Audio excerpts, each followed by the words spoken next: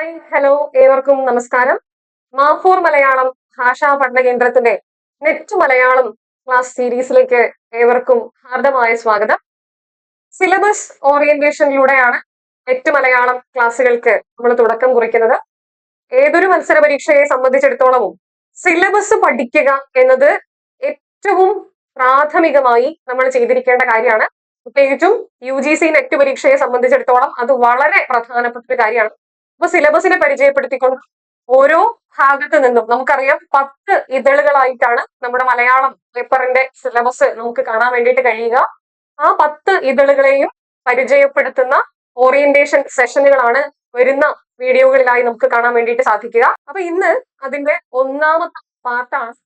ആദ്യത്തെ 3 ഇതളുകളെ UGC net Malayalam പേപ്പറിന്റെ ആദ്യത്തെ 3 ഇതളുകളെ പരിചയപ്പെടുത്തിക്കൊണ്ട് ഏതൊക്കെ തരത്തിലാണ് ആ സിലബസ് ഭാഗങ്ങളെ സമീപിക്കേണ്ടത് എന്നും ഏതൊക്കെ തരത്തിലാണ് ആ ഭാഗങ്ങളിൽ നിന്ന് ചോദ്യങ്ങൾ വരാൻ സാധ്യതയുള്ളത് എന്നും മുൻ വർഷങ്ങളിൽ വന്നിട്ടുള്ള ചോദ്യ മാതൃകകളെ പരിചയപ്പെടുത്തുകയും ചെയ്യുന്ന ഒരു സെഷനാണ് ഇന്നത്തേത്. അപ്പൊ നമുക്ക് നമ്മുടെ ക്ലാസ്സിലേക്ക് കടത്താം എന്ന് കരുതുന്നു. അതിനു മുൻപ് ഒരു കാര്യം സൂചിപ്പിക്കാം. മാഫോർ മലയാളം ഭാഷാ പഠന കേന്ദ്രത്തിന്റെ ഈ ഒരു ചാനൽ നിങ്ങൾ സബ്സ്ക്രൈബ് ചെയ്തിട്ടില്ല എങ്കിൽ സബ്സ്ക്രൈബ് ചെയ്യാൻ ശ്രദ്ധിക്കുമല്ലോ. ഈ വീഡിയോ നിങ്ങൾക്ക് ഉപകാരപ്രദമായി എങ്കിൽ വീഡിയോ ലൈക്ക് ചെയ്യാൻ ശ്രദ്ധിക്കുമല്ലോ. നിങ്ങളുടെ വിലയേറിയ അഭിപ്രായങ്ങളും നിർദ്ദേശങ്ങളും കമന്റുകളുടെ രൂപത്തിൽ രേഖപ്പെടുത്തണം എന്ന് അഭ്യർത്ഥിച്ചുകൊണ്ട് ക്ലാസ്സിലേക്ക് കടക്കുകയാണ്.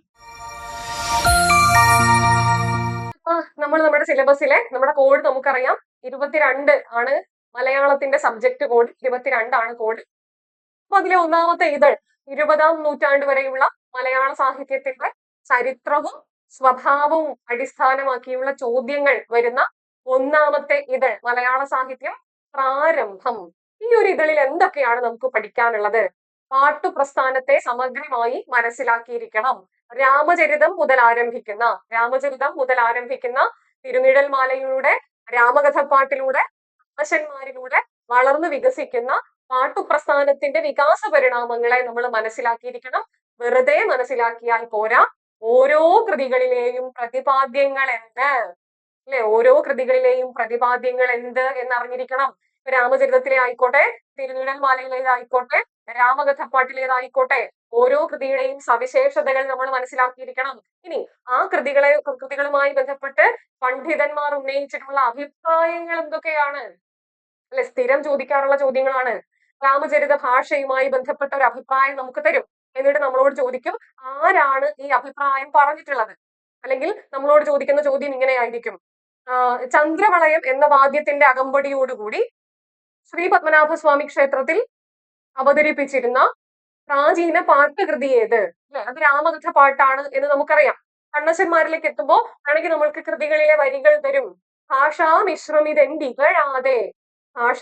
മിശ്രമിതെന്തികഴാതെ എന്ന പരാമർശം ഏത് കൃതിയിലേതാണ് എന്ന് വേണമെങ്കിൽ നമ്മളോട് ചോദിക്കും. അല്ലെ, അത് ശിവരാത്രി മാഹാത്മ്യം എന്ന കണ്ണശ കൃതിയിലേതാണ്. അപ്പോ ഈ പാട്ടുപ്രസ്ഥാനത്തെ കേവലമായി മനസ്സിലാക്കിയാൽ പോരാ, അതിനകത്തുള്ള ഓരോ കൃതികളെയും, ഇനി പ്രധാനപ്പെട്ട കൃതികളിലെ വരികൾ ഉൾപ്പെടെ നമ്മൾ മനസ്സിലാക്കേണ്ടിയിരിക്കുന്നു. വേട്ട പെണ്ണെ കളവാണ്ട് കള്ളനങ്കിരിക്ക എന്നുള്ള വരികൾ തരും. എന്നിട്ട് നമ്മളോട് ചോദിക്കും, ഇത് ഏത് കൃതിയിലേതാണ്? ഇതൊക്കെയും മുൻ വർഷങ്ങളിൽ മലയാളവുമായി ബന്ധപ്പെട്ട് UGC നെറ്റ് പരീക്ഷയ്ക്ക് ചോദിച്ചിട്ടുള്ള ചോദ്യങ്ങളാണ്. ഓക്കെ, ചോദ്യ മാതൃകകളൊക്കെ നമുക്ക് വരുന്ന സ്ലൈഡുകളിൽ കാണാം കേട്ടോ. ശരി, അപ്പൊ അങ്ങനെ പാട്ടുപ്രസ്ഥാനവുമായി ബന്ധപ്പെട്ട് ധാരാളം ചോദ്യ സാധ്യതകൾ നമ്മുടെ മുന്നിലുണ്ട്. അതാണ് ഒന്നാമതായി നമുക്ക് പറയാനുള്ളത്. ഇനി പാട്ടുപ്രസ്ഥാനത്തിന്റെ നിർവചനത്തെ കുറിച്ച് പറയണ്ടല്ലോ. ദ്രമിഡ സംഘാതാക്ഷര നിബദ്ധം യതുക മോന വൃത്തവിശേഷം യുക്തം പാട്ട് എന്ന നിർവചനം. ആ നിർവചനത്തെ മുൻനിർത്തിക്കൊണ്ട് പോലും വേണമെങ്കിൽ നമ്മളോട് ചോദിക്കാൻ സാധ്യതയുണ്ട്. അങ്ങനെ ഏറ്റവും ബേസിക് ആയിട്ടുള്ള നിർവചനത്തിൽ തുടങ്ങി ഓരോ കൃതികൾ, ആ കൃതികളുടെ പ്രതിപാദ്യങ്ങൾ, ആ കൃതികളുടെ സവിശേഷതകൾ, ആ കൃതികളുമായി ബന്ധപ്പെട്ട് പണ്ഡിതന്മാർ മുന്നോട്ട് വെച്ചിട്ടുള്ള അഭിപ്രായങ്ങൾ, വരികൾ എന്നീ തരത്തിൽ പാട്ടുപ്രസ്ഥാനവുമായി ബന്ധപ്പെട്ട് പരീക്ഷകൾക്ക് തീർച്ചയായും ചോദ്യം ചോദിക്കും. ഓക്കെ, രണ്ടാമത്തെ ഭാഗം മണിപ്രവാള പ്രസ്ഥാനവുമായി ബന്ധപ്പെട്ട ഭാഗമാണ്. പാട്ടുപ്രസ്ഥാനത്തിന്റെ കാര്യം പറഞ്ഞതുപോലെ തന്നെയാണ്. മണിപ്രവാള പ്രസ്ഥാനത്തിന്റെയും വികാസ പരിണാമങ്ങളെ നമ്മൾ അറിഞ്ഞിരിക്കണം. ഇത് മാത്രം പോരാ, ലീലാതിലകം എന്ന കൃതിയെ സമഗ്രമായി മനസ്സിലാക്കിയിരിക്കണം. ലീലാതിലകം എന്ന മണിപ്രവാള ലക്ഷണ ഗ്രന്ഥത്തിന്റെ സ്വരൂപം മനസ്സിലാക്കണം. ഓരോ അധ്യായത്തിലും ഓരോ ശില്പത്തിലും, ശില്പം എന്നാണല്ലോ പറയുക, ഓരോ ശില്പത്തിലും എന്തെന്ത് കാര്യങ്ങളാണ് പ്രതിപാദിച്ചിരിക്കുന്നത് എന്ന് പഠിക്കണം. ഇനി മണിപ്രവാളം എന്നുള്ള സാഹിത്യ പ്രസ്ഥാനത്തെ, മണിപ്രവാളത്തെ എത്രയൊക്കെ തരത്തിൽ വർഗീകരിച്ചിട്ടുണ്ട് നമ്മൾ കേട്ടിട്ടുണ്ടാവും. ഉത്തമ മണിപ്രവാളം, ഉത്തമകൽപ്പം, മധ്യമ മണിപ്രവാളം, മധ്യമകൽപ്പം, അധമം എന്നിങ്ങനെയുള്ള തരംതിരിവുകൾ നമ്മൾ കേട്ടിട്ടുണ്ടാവും. അങ്ങനെ 9 തരത്തിൽ 9 മണിപ്രവാള വിഭാഗങ്ങളുണ്ട്. ആ മണിപ്രവാള വിഭാഗങ്ങളെ എല്ലാം പഠിച്ചിരിക്കണം. പരീക്ഷയ്ക്ക് ചോദ്യം ചോദിക്കാറുണ്ട്, അതുത്തമം ഭാഷാ രസപ്രാധാന്യേ, ഏത് മണിപ്രവാള വിഭാഗത്തിന്റെ ലക്ഷണമാണത്? സിമ്പിൾ ചോദ്യമാണ് അല്ലെ? ഉത്തമ മണിപ്രവാളത്തിന്റെ ലക്ഷണമാണത്. അപ്പോ മണിപ്രവാളത്തിന്റെ നിർവചനം പഠിക്കണം. ഏറ്റവും ബേസിക് ആയിട്ട് അല്ലെ? എന്താ മണിപ്രവാളത്തിന്റെ നിർവചനം? ഭാഷാ സംസ്കൃത യോഗവും മണിപ്രവാളം, അത് മനസ്സിലാക്കിയിരിക്കണം. ഇനി മണിപ്രവാള വിഭാഗങ്ങൾ ഏതൊക്കെ എന്ന് മനസ്സിലാക്കിയിരിക്കണം. ലീലാതിലകം എന്ന പുസ്തകത്തെ സമഗ്രമായി മനസ്സിലാക്കിയിരിക്കണം. അവിടെ കൊണ്ടും തീരുന്നില്ല. മണിപ്രവാള സ്ഥാനത്തിൽ രൂപം കൊണ്ടിട്ടുള്ള വൈശിക തന്ത്രം മുതൽ ആരംഭിക്കുന്ന കൃതികൾ, വൈശിക തന്ത്രം മുതൽ ആരംഭിക്കുന്ന കൃതികൾ, പിന്നെ ചന്ദ്രോത്സവം, വൈശികതന്ത്രം മുതൽ ചന്ദ്രോത്സവം വരെയുള്ള കൃതികൾ, പിന്നെ മണിപ്രവാള ലഘുകാവ്യങ്ങൾ, മണിപ്രവാള ലഘുകാവ്യങ്ങളിലെ ചെറിയച്ചി പോലുള്ള കൃതികൾ, അല്ലെ? ഊഢുനികരം എഴുത്തായി മാനമൊപ്പായി മുഴുമതി, ഏത് കൃതിയിലെ വരികളാണ്? ഇത് ചെറിയച്ചി എന്ന മണിപ്രവാള ലഘുകാവ്യത്തിലെ വരികളാണ്. പ്രീവിയസ് ചോദ്യമാണ് കേട്ടോ, നെറ്റിന്റെ തന്നെ പ്രീവിയസ് ചോദ്യമാണ്. അപ്പൊ വൈശികതന്ത്രം, ചന്ദ്രോത്സവം മുതലായിട്ടുള്ള കൃതികൾ, കൂടാതെ മണിപ്രവാള ലഘുകാവ്യങ്ങൾ, ചെറിയച്ചി, കവണോത്തര എന്നൊക്കെ പറയുന്ന തരത്തിലുള്ള പദ്യരത്നത്തിൽ പരാമർശിക്കുന്ന മണിപ്രവാള ലഘുകാവ്യങ്ങളെ കുറിച്ച് സാമാന്യമായിട്ടുള്ള ഒരു അറിവ് നമുക്ക് ഉണ്ടാവണം. തീർന്നില്ല, അവിടം കൊണ്ടും തീരുന്നില്ല. സന്ദേശകാവ്യങ്ങൾ, സന്ദേശകാവ്യങ്ങളെ മനസ്സിലാക്കിയിരിക്കണം. ഉണ്ണുനീലി സന്ദേശം വളരെ പ്രധാനപ്പെട്ട കാവ്യാണ്. കഴിഞ്ഞ ഒരു 3-4 കൊല്ലത്തെ നെറ്റ് പരീക്ഷയുടെ ചോദ്യപേപ്പർ എടുത്താൽ ഉണ്ണുനീലി സന്ദേശത്തെ ഒഴിവാക്കിക്കൊണ്ടുള്ള ചോദ്യപേപ്പറുകൾ വളരെ അപൂർവമായിട്ടാണ് നമുക്ക് കാണാൻ പറ്റുക, അല്ലെ? ഉണ്ണുനീലി സന്ദേശം, ഭോഗ സന്ദേശം മുതലായ സന്ദേശകാവ്യങ്ങളിൽ നിന്ന് ആരംഭിക്കുന്ന സന്ദേശകാവ്യ പ്രസ്ഥാനത്തെ നമ്മൾ മനസ്സിലാക്കണം. അതും മണിപ്രവാള പ്രസ്ഥാനത്തിന്റെ ഭാഗമായിട്ട് തന്നെ മനസ്സിലാക്കണം. ഇനി പ്രാചീന ചമ്പുക്കളിലേക്ക് നമ്മൾ പോവും. വളരെ പ്രധാനം, പ്രാചീന ചമ്പുക്കളിലേക്ക് നമ്മൾ പോവും, അല്ലെ? ഈ നമ്മള് പ്രാചീന ചമ്പുക്കളിലേക്ക് പോകുമ്പോൾ നമുക്ക് ഏതൊക്കെ കൃതികൾ കാണാൻ പറ്റും? ഉണ്ണിയച്ചി, ഉണ്ണിച്ചിരുദേവി, ഉണ്ണിയാടി തുടങ്ങിയ പ്രാചീന മണിപ്രവാള കൃതികളെ നമുക്ക് കാണാൻ വേണ്ടിയിട്ട്, പ്രാചീന ചമ്പുക്കളെ അല്ലെങ്കിൽ പ്രാചീന മണിപ്രവാള കൃതികളെ നമുക്ക്, ആദ്യകാല മണിപ്രവാള കൃതികളെ നമുക്ക് കാണാൻ വേണ്ടിയിട്ട് സാധിക്കും. അപ്പോ ഈ കൃതികളെ മൂന്നിനെയും സെപ്പറേറ്റ് ആയി നമ്മൾ പഠിക്കേണ്ടതായിട്ടുണ്ട്. ഉണ്ണിയാടിയിൽ എന്തൊക്കെയാണ് പ്രതിപാദ്യങ്ങളായിട്ടുള്ളത്, പ്രധാനപ്പെട്ട വരികൾ ഏതൊക്കെയാണ്, ഉണ്ണിയച്ചിയിലെ പ്രതിപാദ്യങ്ങൾ എന്തൊക്കെയാണ്, ഉണ്ണി ചിരുദേവിയിലെ പ്രതിപാദ്യങ്ങൾ എന്തൊക്കെയാണ്, ഇനി ഈ കൃതികൾക്ക് അവതാരികകളോ പ്രധാനപ്പെട്ട പഠനങ്ങളോ ഉണ്ടായിട്ടുണ്ടെങ്കിൽ അത് ആരൊക്കെയാണ് എഴുതിയിട്ടുള്ളത്, അല്ലെ? ഇപ്പം വൈശികതന്ത്രത്തെ പണ്ഡിത ശ്രദ്ധയിൽ കൊണ്ടുവന്നത് ആര് എന്നുള്ളൊരു ചോദ്യം സ്ഥിരം പരീക്ഷകൾക്ക് ചോദിക്കാറുള്ളതാണ്. വൈശികതന്ത്രം ആദ്യമായി പ്രസിദ്ധീകരിക്കപ്പെട്ട മാസിക, അല്ലെങ്കിൽ ചന്ദ്രോത്സവം ആദ്യമായി പ്രസിദ്ധീകരിക്കപ്പെട്ട മാസിക ഏത് തുടങ്ങിയ നിലയിലൊക്കെ ചോദ്യം ചോദിക്കാറുണ്ട്. വരികൾ തരും. അപ്പം പ്രാചീന ചമ്പുക്കളിൽ നിന്നാകട്ടെ, മറ്റ് മണിപ്രവാള കൃതികളിൽ നിന്നാകട്ടെ വരികൾ തരും നമുക്ക്. കല്ലിനെ പെരിയ കായലാക്കലാം, കാരുണ്യമാവതു സുതേ തരുണീജനാനാം, നാരാസ്ത്രമേ മഴ നിലാവതു നിത്യമല്ല, അന്നാർജിതേന മുതൽ കൊണ്ടു കടക്ക വേണ്ടു, വാർദ്ധക്യം എന്മതൊരു വൻ കടലുണ്ട് മുന്നിൽ എന്നൊക്കെ പറഞ്ഞിട്ട് വരികൾ നമുക്ക് തരും. എന്നിട്ട് നമ്മളോട് ചോദിക്കും കൃതി ഏത്, അല്ലെ? ഇത് സ്ഥിരം ചോദിക്കാറുള്ളതാണ്. അത് വൈശികതന്ത്രത്തിലെ വരികളാണ്. ഓക്കെ, അപ്പൊ അങ്ങനെ വരികൾ തന്നിട്ട് ചോദ്യം ചോദിക്കാൻ സാധ്യതയുണ്ട്. കൃതികളുടെ പ്രത്യേകതകൾ, പ്രതിപാദ്യങ്ങൾ, അല്ലെ? ഇപ്പം അമ്മാനപ്പാട്ട്, കുയിൽ വൃത്തം, സന്ദേശകാവ്യം എന്നിവയെ കുറിച്ച് പരാമർശമുള്ള ചമ്പൂകൃതി ഏത്, ഇങ്ങനെ പരാമർശങ്ങളെ മുൻനിർത്തിക്കൊണ്ട് പണ്ഡിതന്മാർ ഉന്നയിച്ചിട്ടുള്ള അഭിപ്രായങ്ങളെ മുൻനിർത്തിക്കൊണ്ടൊക്കെയും ഈ ഒരു ഭാഗത്ത് നിന്ന് നമ്മളോട് ചോദ്യം ചോദിക്കാൻ സാധ്യതയുണ്ട്. അതുകൊണ്ട് തന്നെ വളരെ പ്രധാനപ്പെട്ട ഭാഗമാണ് മണിപ്രവാള പ്രസ്ഥാനവുമായി ബന്ധപ്പെട്ട ഭാഗം. ഇവിടെ കൊണ്ടും തീരുന്നില്ല. മധ്യകാല മണിപ്രവാള കൃതികൾ, അല്ലെ? ചമ്പുക്കളെ, അല്ലെ? മധ്യകാല ചമ്പുക്കളെ നമ്മൾ പഠിക്കും. മഴമംഗലത്തിന്റെ നൈഷധം ചമ്പു ഉൾപ്പെടെയുള്ള 51 അക്ഷരാളി കലിത തനുലത്തെ വേദമാകുന്ന ശാഖി, ഏത് കൃതിയുടെ ദീനവരികളാണ്? പ്രീവിയസ് ചോദ്യമാണ്, നെറ്റ് പരീക്ഷയുടെ തന്നെ പ്രീവിയസ് ചോദ്യമാണ്. അങ്ങനെയുള്ള ചോദ്യങ്ങളൊക്കെ നമ്മളോട് ചോദിക്കാറുണ്ട്. അങ്ങനെ വൈശിക തന്ത്രത്തിൽ നിന്ന് ആരംഭിച്ച് ചന്ദ്രോത്സവം വരെ എത്തുന്ന കൃതികളെ കുറിച്ച്, സന്ദേശകാവ്യങ്ങളെ കുറിച്ച് തീരുന്നില്ല. ചമ്പൂകൃതികളെ കുറിച്ച്, പ്രാചീന മധ്യകാല ആധുനിക ചമ്പൂകൃതികളെ കുറിച്ചൊക്കെയുള്ള ചോദ്യങ്ങൾ ഈ രണ്ടാമത്തെ ഭാഗത്ത് നിന്ന് നമുക്ക് കാണാൻ വേണ്ടിയിട്ട് സാധിക്കും. അപ്പൊ വളരെ പ്രധാനപ്പെട്ട രണ്ട് കാര്യങ്ങളെ കുറിച്ച് നമ്മൾ സൂചിപ്പിച്ചു.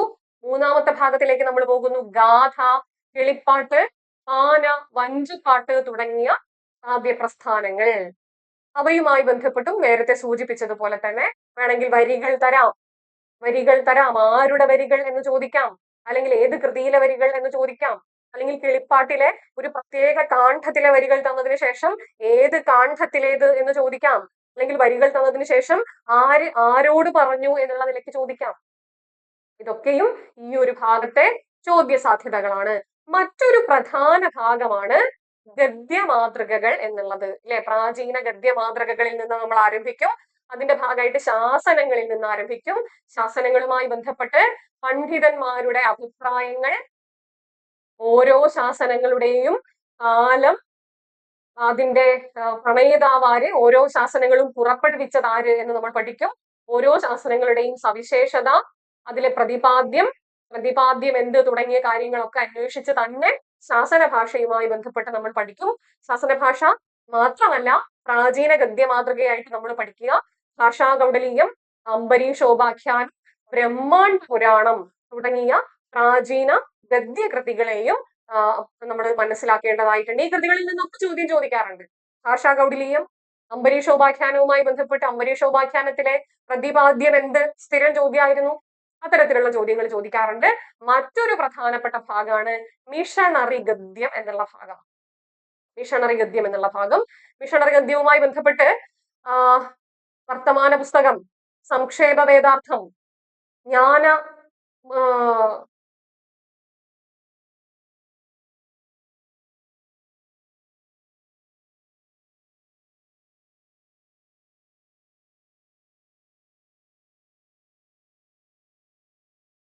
മിഷണറി ഗദ്യവുമായി ബന്ധപ്പെട്ട് സംക്ഷേപ വേദാർത്ഥം, വർത്തമാന പുസ്തകം, വേദതർക്കം, അങ്ങനെ ധാരാളം മിഷണറി ഗദ്യകൃതികളുണ്ട്. ഈ കൃതികളുമായി ബന്ധപ്പെട്ട് ഇവയുടെ പ്രതിപാദ്യങ്ങളും പ്രമേയങ്ങളുമായിട്ടൊക്കെ ബന്ധപ്പെട്ടിട്ടുള്ള ചോദ്യങ്ങൾ പരീക്ഷകൾക്ക് ചോദിക്കാറുണ്ട്. മാപ്പിള മലയാളം എന്ന ഭാഗത്തിലേക്ക് കടക്കുമ്പോൾ ഒരു ചെറിയ വ്യത്യാസം വരും. ഈ ഒരു ഭാഗവുമായി ബന്ധപ്പെട്ട് അറബി മലയാളം കൃതികളുമായി ബന്ധപ്പെട്ട് കൂടുതലും പദ്യകൃതികളാണ് നമുക്ക് കാണാൻ വേണ്ടിയിട്ട് സാധിക്കുക. കൂടുതലായും പദ്യകൃതികളാണ് അറബി മലയാളത്തിൽ രൂപപ്പെട്ടിട്ടുള്ളത്. ഗദ്യകൃതികൾ ഇല്ല എന്നല്ല. അപ്പം ഈ അറബി മലയാള പദ്യകൃതികളുമായി ബന്ധപ്പെട്ട് ചോദ്യങ്ങൾ ചോദിക്കാനുള്ള സാധ്യതയുണ്ട്. അത് കൂടാതെ മാപ്പിളപ്പാട്ടുകളിലെ അലങ്കാരങ്ങളുമായി ബന്ധപ്പെട്ട്, അല്ലെ, പ്രാസവിശേഷവുമായി ബന്ധപ്പെട്ട് കമ്പി, കഴുത്ത്, വാൽക്കമ്പി, വാലുമേൽ കമ്പി തുടങ്ങിയ പ്രാസവിശേഷങ്ങളുമായിട്ടൊക്കെ ബന്ധപ്പെട്ടുള്ള ചോദ്യങ്ങളൊക്കെ ഈ ഭാഗത്ത് നിന്ന് നമുക്ക് പ്രതീക്ഷിക്കാവുന്നതാണ്. ഓക്കെ, അത് കഴിഞ്ഞ് നമ്മൾ അടുത്ത ഭാഗത്തിലേക്ക് പോകുന്നു. മഹാകാവ്യം, ഖണ്ഡകാവ്യം, മുക്തകം, വിവർത്തനങ്ങൾ. രാമചന്ദ്ര വിലാസത്തിൽ നിന്ന് ആരംഭിക്കുന്ന മഹാകാവ്യത്തിന്റെ ആയിട്ടുള്ള വളരെ ബൃഹത്തായ ഒരു ചരിത്രം ഭാഷയ്ക്കും ആ ചരിത്രത്തെ വർഷത്തിന്റെ അടിസ്ഥാനത്തിൽ വളരെ പ്രധാനപ്പെട്ടത്, അല്ലെ, കാലക്രമം പ്രധാനമാകുന്നു. എവിടെയൊക്കെ പ്രധാനമാകുന്നു എന്ന് പറയട്ടെ. മിഷണറി ഗദ്യകൃതികളെ കാലക്രമത്തിന്റെ അടിസ്ഥാനത്തിൽ ശരിയായി അറേഞ്ച് ചെയ്യാൻ വേണ്ടിയിട്ടുള്ള ചോദ്യങ്ങൾ സ്ഥിരമായി ചോദിക്കാറുണ്ട്. മിഷണറി ഗദ്യകൃതികളെ മാത്രമല്ല, മഹാകാവ്യങ്ങളുമായി ബന്ധപ്പെട്ടും അങ്ങനെ ചോദിക്കാറുണ്ട്. രചിക്കപ്പെട്ട കാലത്തിന്റെ അടിസ്ഥാനത്തിൽ ശരിയായ ക്രമം തിരഞ്ഞെടുക്കുക, എന്നിട്ട് മഹാകാവ്യങ്ങളെ തരും. അപ്പൊ മഹാകാവ്യങ്ങളെ നമ്മൾ കൃത്യമായ ഓർഡറിൽ അറേഞ്ച് ചെയ്ത് കൊടുക്കണം. അതൊരു ചോദ്യ സാധ്യതയാണ്. പിന്നെ ഭാഷയിൽ ഉണ്ടായിട്ടുള്ള ഖണ്ഡകാവ്യങ്ങൾ, മുക്തകങ്ങൾ, അല്ലെ, സാഹിത്യ കളരികളുമായി ബന്ധപ്പെട്ട് മുക്തകങ്ങൾ ഉണ്ടായിട്ടുണ്ട്. ചേരപ്പറമ്പ് നമ്പൂതിരിയുടേത്, വെൺമണി അച്ഛന്റേത്, മൂടില്ലാത്തൊരു മുണ്ടുകൊണ്ട് എന്നൊക്കെ പറയുന്ന, പാടത്തിൻകര നീല നിറമായി വേലിക്കൊരു ആഘോഷമായി എന്നൊക്കെ പറയുന്ന മുക്തകങ്ങളുണ്ട്. മുക്തകങ്ങൾ അങ്ങനെ തന്നെ തന്നിട്ട് നമ്മളോട് ചോദിക്കാറുണ്ട്, ആരുടേതാണ് ഈ മുക്തകം? ഓക്കെ, അങ്ങനെ ആ ഭാഗത്ത് നിന്ന് നമ്മൾ അടുത്ത ഭാഗത്തേക്ക് പോകുമ്പോൾ ഇതാ നമ്മൾ കാണുന്നു സാഹിത്യ കളരികൾ, കേരളവർമ്മ പ്രസ്ഥാനം, കൊടുങ്ങല്ലൂർ കളരി, പ്രാസവാദം, പച്ചമലയാള രചനാവാദം എന്നൊക്കെയുള്ള ടേംസ് നമ്മൾ കാണുന്നുണ്ട്. വെൺമണി കവികളെ നമ്മൾ പഠിക്കണം, പച്ചമലയാള കൃതികളെ നമ്മൾ പഠിക്കണം, അല്ലെ. പിന്നെ പ്രാസവാദവുമായി ബന്ധപ്പെട്ടിട്ടുണ്ടായിട്ടുള്ള എന്താണ് ചർച്ചകളെ, വിമർശനങ്ങളെ ഒക്കെ നമ്മൾ മനസ്സിലാക്കിയിരിക്കണം. അങ്ങനെ അത്രയും കാര്യങ്ങൾ മനസ്സിലാക്കുമ്പോൾ 20-ാം നൂറ്റാണ്ട് വരെയുള്ള മലയാള സാഹിത്യത്തിന്റെ ചരിത്രവും സ്വഭാവവും നമ്മൾ മനസ്സിലാക്കും. ഭാഷ അധ്യാപകര് മനസ്സിലാക്കിയിരിക്കേണ്ടുന്ന ഏറ്റവും പ്രധാനപ്പെട്ട ഒരു ഇതളാണ്, അല്ലെങ്കിൽ മൊഡ്യൂളാണ്, അല്ലെങ്കിൽ യൂണിറ്റ് ആണ് ഒന്നാമത്തേത്. പാഠ്യപ്രസ്ഥാനത്തിൽ നിന്ന് തുടങ്ങി സാഹിത്യകളരികൾ വരെ വന്നെത്തി നിൽക്കുന്ന ഒരു ഭാവുകത്വത്തെ ചരിത്രബദ്ധമായിട്ട് മനസ്സിലാക്കുക എന്നുള്ളതാണ് നമ്മുടെ സിലബസ് നമ്മളോട് ആവശ്യപ്പെടുന്നത്. ഇതാണ് ഒന്നാമത്തെ ഇതൾ. ഓക്കെ അല്ലേ? അപ്പൊ ഏതൊക്കെ തരത്തിലാണ് ചോദ്യങ്ങൾ വരിക എന്നുള്ളതിനെ കുറിച്ചൊരു സാമാന്യ ധാരണ നമുക്ക് കിട്ടിയിട്ടുണ്ട് എന്ന് വിചാരിക്കുന്നു. ആ വിചാരത്തിലൂടെ പ്രീവിയസ് ചോദ്യങ്ങൾ നമ്മൾ പരിചയപ്പെടാൻ വേണ്ടിയിട്ട് പോവുകയാണ്. ഇതാ ഒന്നാമത്തെ ചോദ്യം. സംസ്കൃത അക്ഷരമാല മലയാളത്തിൽ സ്വീകരിക്കുന്നതിന് മുമ്പുള്ളതും ഭാഷയുടെ ആദ്യ രൂപത്തെ പ്രതിഫലിപ്പിക്കുന്നതുമായ ഒരു കൃതിയാണ് രാമചരിതം എന്ന് അഭിപ്രായപ്പെട്ടത് ആര് എന്നതാണ് ചോദ്യം. സംസ്കൃത അക്ഷരമാല മലയാളത്തിൽ സ്വീകരിക്കുന്നതിന് മുമ്പുള്ളതും ഭാഷയുടെ ആദ്യ രൂപത്തെ പ്രതിഫലിപ്പിക്കുന്നതുമായ ഒരു കൃതിയാണ് രാമചരിതം എന്ന് അഭിപ്രായപ്പെട്ടത് ആരാണ് അഭിപ്രായപ്പെട്ടത്? ഇത് നമുക്കറിയാം, ഗുണ്ടർട്ട് ആണ്. അപ്പോ രാമചരിത ഭാഷയുമായി ബന്ധപ്പെട്ട് ധാരാളം അഭിപ്രായങ്ങൾ ഉണ്ടായിട്ടുണ്ട്. രാമചരിതം മലയാളം പാട്ടിനുപയോഗിച്ചിരുന്ന ഭാഷയിൽ മലയാളം പാട്ടിനുപയോഗിച്ചിരുന്ന ഭാഷയിൽ എഴുതപ്പെട്ടിട്ടുള്ള കൃതിയാണെന്ന് ഉള്ളൂര് പറഞ്ഞു. അതുപോലെ പോർച്ചുഗീസുകാരുടെ വരവിന് മുൻപുണ്ടായിരുന്ന ഭാഷയുടെ രൂപത്തെ പ്രതിഫലിപ്പിക്കുന്ന കൃതിയാണെന്ന് ഗുണ്ടർട്ട് തന്നെ പറയുന്നുണ്ട് അല്ലെ. പിന്നെ രാമചരിതത്തിന്റെ ബന്ധപ്പെട്ട് ധാരാളം അഭിപ്രായങ്ങൾ ഉണ്ടായിട്ടുണ്ട് അല്ലെ. നമ്മുടെ ഉള്ളൂരിന്റെയും ആർ നാരായണ പണിക്കരുടെ ഒക്കെ വ്യത്യസ്തങ്ങളായിട്ടുള്ള അഭിപ്രായങ്ങൾ ഇതിലൊക്കെ നമുക്ക് കാണാൻ വേണ്ടിയിട്ട് കഴിയും. അപ്പോ രാമചരിതവുമായി ബന്ധപ്പെട്ട് ഈ നിലയ്ക്കുള്ള ചോദ്യമൊക്കെ നമുക്ക് പ്രതീക്ഷിക്കാവുന്നതാണ്. രാമചരിതത്തിലെ ഭാഷ ഒരു കൃത്രിമ മിശ്ര ഭാഷയാണ് എന്ന് കെ എം ജോർജ് പറയുന്നുണ്ട് അല്ലെ. അതുപോലെ ചോള ഭാഷയും മലയാള ഭാഷയും കലർന്ന മിശ്ര ഭാഷയാണ് രാമചരിതത്തിലുള്ളതെന്ന് ആർ നാരായണ പണിക്കർ പറയുന്നുണ്ട്. ആറ്റൂരിന്റെ അഭിപ്രായം മറ്റൊരു അഭിപ്രായമാണ് അല്ലെ. അങ്ങനെ രാമചരിത ഭാഷയുമായി ബന്ധപ്പെട്ട്, രാമചരിതത്തിലെ കാലവുമായി ബന്ധപ്പെട്ട്, രാമചരിതം എന്നുള്ള കൃതിയുടെ സ്വഭാവവുമായി ബന്ധപ്പെട്ട്, രാമചരിത കർത്താവുമായി ബന്ധപ്പെട്ട് ഒക്കെയും വ്യത്യസ്തങ്ങളായിട്ടുള്ള അഭിപ്രായങ്ങൾ ഉണ്ടായിട്ടുണ്ട്. രാമചരിതവുമായി ബന്ധപ്പെട്ട് മാത്രമല്ല, പാട്ടുപ്രസ്ഥാനത്തിലെ മറ്റ് കൃതികളുമായി ബന്ധപ്പെട്ടെല്ലാം ഇത് നമുക്ക് കാണാൻ വേണ്ടിയിട്ട് കഴിയും. പയ്യന്നൂർ പാട്ടായിക്കോട്ടെ, രാമകഥ പാട്ടായിക്കോട്ടെ, തിരുനിഴൽ മാലയായിക്കോട്ടെ, ഈ തരത്തിലുള്ള ചോദ്യങ്ങൾ നമുക്ക് കാണാം. പയ്യന്നൂർ പാട്ടുമായി ബന്ധപ്പെട്ട് ഒരു തവണ പരീക്ഷയ്ക്ക് ചോദിച്ചത് ഇങ്ങനെയായിരുന്നു: തൃശ്ശൂരിലെ നീലകേശിനി നായികയായിട്ടുള്ള പ്രാചീന പാട്ടുകൃതി ഏത്? ഒരു തവണ നെറ്റ് പരീക്ഷയ്ക്ക് ചോദിച്ച ചോദ്യമാണ്. എന്താണ് ശരിയായ ഉത്തരം? അത് പയ്യന്നൂർ പാട്ടാണ്. അതുപോലെ തിരുവാറന്മുളയപ്പന് മലയർ നൽകുന്ന ബലി പരാമർശമായ പ്രാചീന പാട്ടുകൃതി ഏതാണ്? ശരിയായ ഉത്തരം തിരുനിഴൽമാല എന്നുള്ളതാണ്. ഓക്കെ, അപ്പൊ ഈ നിലയ്ക്കൊക്കെയുള്ള ചോദ്യങ്ങൾ നമുക്ക് ഈ ഭാഗത്ത് നിന്ന് പ്രതീക്ഷിക്കാം. മറ്റൊരു ചോദ്യ മാതൃക നോക്കൂ. വേട്ട വെണ്ണേക്കളവാണ്ട കള്ളനെങ്കിരിക്ക ചുമ്മാ വെറുതാലേനാനും കിടന്തിങ്ക മറിക്ക ചട്ടമറ്റ കരങ്കയേറും ഭരിക്ക അമ്മതരം കൊടുത്ത രാവണനും അങ്കിരന്തു ചിരിക്ക. ഏത് കൃതിയിലെ വരികൾ? വേട്ട വെണ്ണക്കളവാണ്ട കള്ളനെങ്കിരിക്ക ചുമ്മാ വെറുതാലേനാനും കിടന്തിങ്ക മറിക്ക ചട്ടമറ്റ കരങ്കയേറും ഭരിക്ക അമ്മതരം കൊടുത്ത രാവണനും അങ്കിരന്തു ചിരിക്ക. അപ്പൊ നമുക്ക് കണക്ട് ചെയ്യാം. എന്തൊക്കെ വെട്ടാം? തിരുനിഴൽമാല വെട്ടിക്കളയാം അല്ലെ. രാവണനുണ്ട്, അപ്പം രാമകഥാഖ്യാനമാണ്. അപ്പൊ തിരുനിഴൽമാലയല്ല, പയ്യന്നൂർ പാട്ടുമല്ല. ഭാഷാപരമായ പ്രത്യേകതകൾ നോക്കുമ്പോൾ തീർച്ചയായും അത് ഏത് കൃതിയാണ്? രാമകഥപ്പാട്ട് എന്ന കൃതിയിലെ വരികളാണ്. രാമചരിതത്തിലെ ഒരു പടലമെങ്കിലും നമ്മൾ പഠിക്കണേ. ആദ്യത്തെ പാട്ടെങ്കിലും, ഒരു പടലത്തിലെ ഒരു പാട്ടെങ്കിലും നമ്മൾ പഠിക്കണം. കാനനങ്കരിലരൻ കളറുമായി കരുണിയായി കാർ ഉമ്മ തമ്മിൽ വിളയാടി നടൻ രണ്ട് ആനനം വടിവുള്ള ആന വടിവായി അവതരിത്താതിയെ എന്നാണ് രാമചരിതം ആരംഭിക്കുന്നത്. ഓക്കെ, അപ്പൊ ഒരു പാട്ടെങ്കിലും പഠിക്കാൻ വേണ്ടിയിട്ട് കഴിഞ്ഞാൽ ഭാഷാ അധ്യാപകർ എന്നുള്ള നിലയ്ക്ക് അത് വളരെ ഗുണം ചെയ്യും എന്നാണ് മനസ്സിലാക്കുന്നത്. നമുക്ക് അടുത്ത ചോദ്യത്തിലേക്ക് പോവാം. സന്ദേശകാവ്യങ്ങളുമായി ബന്ധപ്പെട്ടൊരു ചോദ്യമാണ്. ഗുരുവായൂരിനെ കൊരവയൂർ എന്ന് പരാമർശിക്കുന്ന കൊരവയൂർ എന്നൊക്കെ കാണുന്നുണ്ടേ. ഗുരുവായൂരിനെ കൊരവയൂർ എന്ന് പരാമർശിക്കുന്ന സന്ദേശകാവ്യം ഏതാണ്? ഗുരുവായൂരിനെ കൊരവയൂർ എന്ന് പരാമർശിക്കുന്ന സന്ദേശകാവ്യം അത് കോക സന്ദേശമാണ് ഗുരുവായൂരിനെ കൊരവയൂർ എന്ന് പരാമർശിക്കുന്നത് അല്ലെ. ഒരു തവണ നെറ്റ് പരീക്ഷയ്ക്ക് ചോദിച്ച ചോദ്യം: മോഹാലസ്യപ്പെട്ടു വീഴുന്ന നായകൻ തന്റെ സ്വപ്ന അനുഭൂതിയായി പറഞ്ഞു കേൾപ്പിക്കുന്ന മട്ടിൽ ആഖ്യാനം ചെയ്യപ്പെട്ടിരിക്കുന്ന സന്ദേശകാവ്യം ഏത്? അതിനും ഉത്തരം കോക സന്ദേശമാണ് അല്ലെ. കളമശ്ശേരി നാരായണ പിഷാരടിയാണ് കോക സന്ദേശം ആദ്യമായി കണ്ടെടുക്കുന്നത്. അപ്പോ ഓരോ സന്ദേശകാവ്യങ്ങളിൽ നിന്നും ഏറ്റവും പ്രധാനപ്പെട്ട കാര്യങ്ങളൊക്കെയും നമ്മൾ മനസ്സിലാക്കിയിരിക്കണം. അല്ലെ, ആധുനിക ഘട്ടത്തിലേക്കൊക്കെ എത്തുന്ന സമയത്ത് ആരാണ് സന്ദേശകാവ്യം എഴുതിയത്, ആ സന്ദേശകാവ്യത്തിനുണ്ടായിട്ടുള്ള വ്യാഖ്യാനങ്ങൾ ഏത് വർഷമാണ് എഴുതിയത് എന്നുള്ള കാര്യങ്ങളൊക്കെ നമ്മൾ മനസ്സിലാക്കേണ്ടതായിട്ട് വരും. അങ്ങനെ സന്ദേശകാവ്യ പ്രസ്ഥാനം, ഉണ്ണുനീലി സന്ദേശത്തെ വിട്ടുകൊണ്ട് നമുക്കിത് പഠിക്കാൻ സാധ്യമേ അല്ല. അല്ലെ, താളം പോലെ കുസുമധനുഷോ അന്ധ പൂങ്കോഴി കൂകി വരികൾ തരും. ഏത് കൃതിയാണ് എന്ന് ചോദിക്കും. ഉണ്ണുനീലി സന്ദേശത്തിലെ സന്ദേശഹരൻ ആര് എന്ന് ചോദിക്കും. അങ്ങനെ വളരെ പ്രധാനപ്പെട്ട ഒരു ഭാഗമാണ് സന്ദേശകാവ്യങ്ങൾ. മറ്റൊരു ചോദ്യം നോക്കൂ, കിളിപ്പാട്ടുമായി ബന്ധപ്പെട്ട ചോദ്യമാണ്.